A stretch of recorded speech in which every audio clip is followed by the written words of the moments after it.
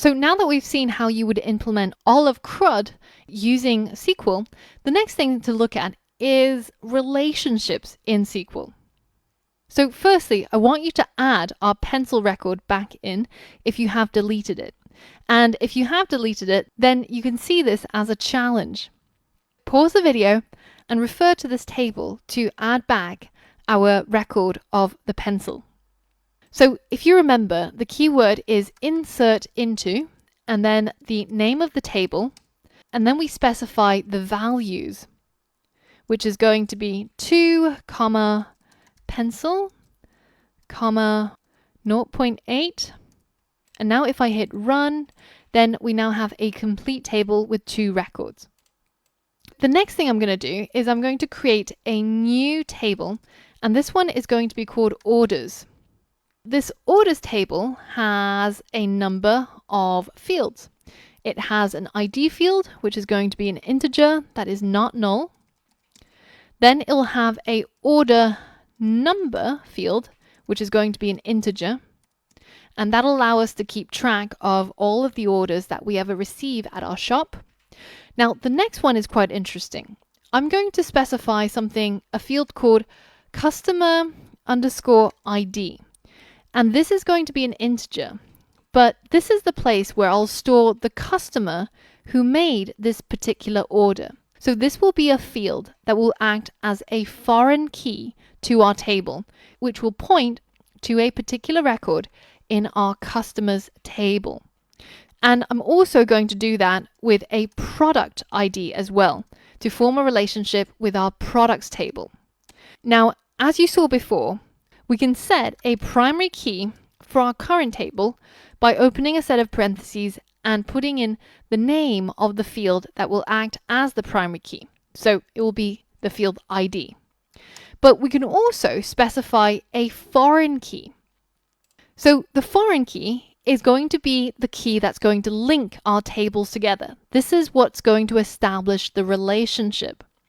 As they show you here, they have customers and they have orders. And in the orders table, if you have a person with ID 3, you have a field that is the foreign key. So for the orders table, we know that this order was made by somebody in the persons table with an ID of 3. So at a later point, we can retrieve all of the data in that record that's associated with this order. And this is how you establish relationships using SQL. So in our case, we can set our customer_ID field as a foreign key, which references the customer's table. So this is going to be the name of the table. And then inside some parentheses is going to be the name of the field inside the customer's table that is the primary key. That's going to be the ID field. And finally, we're going to do the same for our other field as well, which is the product ID field. And this is going to reference the products table, again, with its primary field, which is called ID. If the concept of primary key and foreign key are foreign to you, then I recommend having a read of this documentation on W3 Schools to get to grips with the idea of how you establish relationships using SQL via these keys. So now if I hit run, I get an error and it tells me that I accidentally put in a closing curly brace instead of a round bracket. So now that's fixed. Let's hit run again. And we now have a orders table. Now again, orders table is completely empty, but if we right click on it and we click show schema, then you can see it has only 4 fields. First one, the ID, is the primary key for this orders table.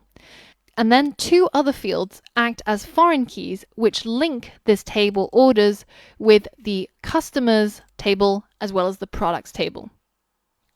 So now I'm going to create my first order record inside my orders table. It'll have an ID of 1, an order number of 4362, and the customer who bought it had an ID in the customers table of 2, and the product had an ID of 1.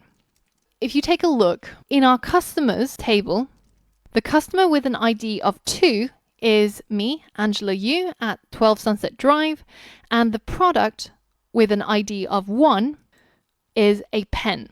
By establishing those relationships, I can later create a much larger table where I join together all of the relevant records and all of the useful columns from all 3 tables that I need. So let me show you how that works by creating the first record. So we'll use insert into the orders table, and the values we want to insert are 1 as the order ID, the order number is 4362, the customer ID is 2, and the product ID is 1.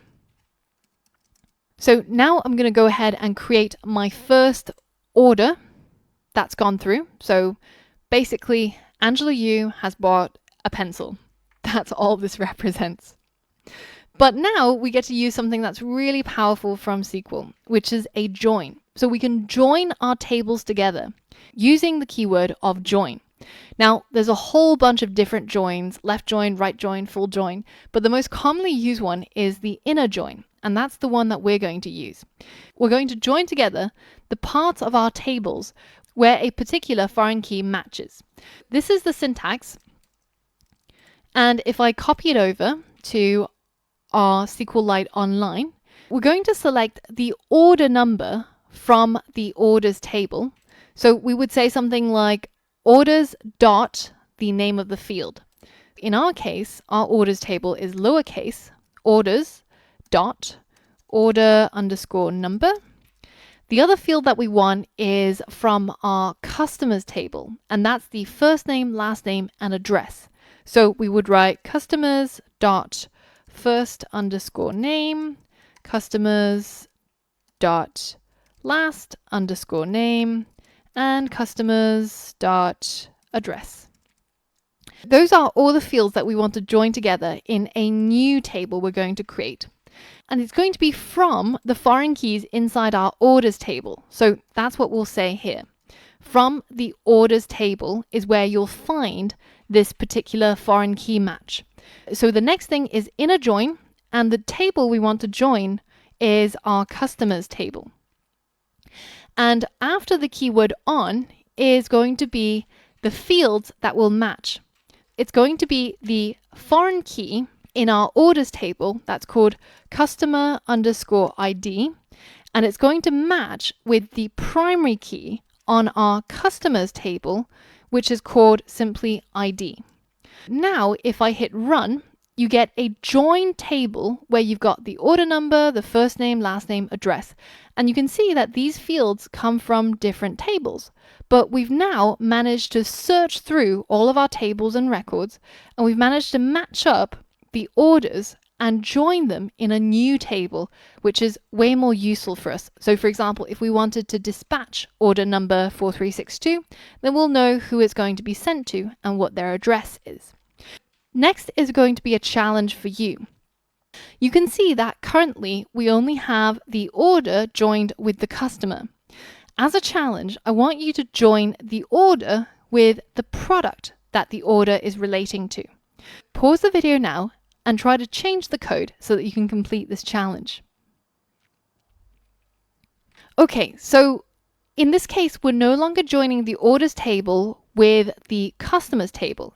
Instead, we're joining the orders table with the products table.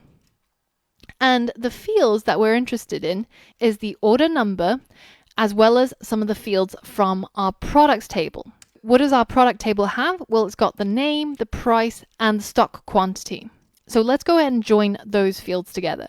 It'll be products dot name, products dot price, products dot stock.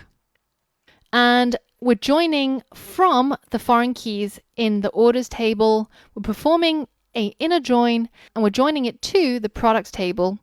And the fields that have to match is orders dot product underscore ID. And in the products table, the field is simply called ID. So product Products with an S is the name of our table, as you can see here. And it has a field called ID, which will match with the foreign key in our orders table called product ID.